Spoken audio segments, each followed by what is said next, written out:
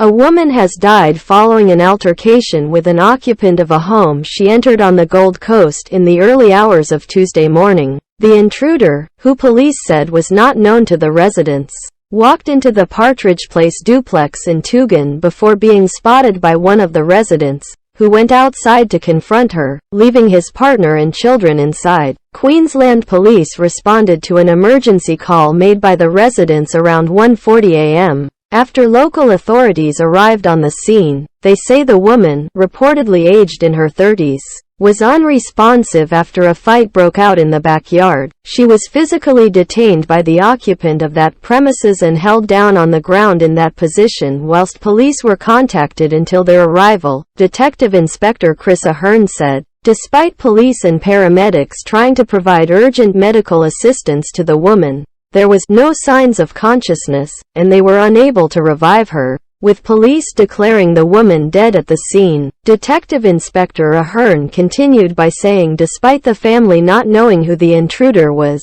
she is known to others from the local area. We know that she has some loose associations in that area. We believe she had been earlier in the night visiting some associates in the area, he said. Obviously the residents there are devastated by this woman's death and they're fully cooperating and assisting police at the time. The resident involved in the altercation was in a state of shock and was taken to Gold Coast University Hospital. An uninjured man in his 30s was transported to Robina Hospital for emotional distress, the Queensland Ambulance Service told Yahoo News Australia. A man who lives in the area told Yahoo News Australia he heard screams for help early on Tuesday morning. It was horrible, the local added, despite Detective Inspector Ahern sharing that police don't encourage people to detain intruders on their property, saying it can produce unpredictable medical outcomes.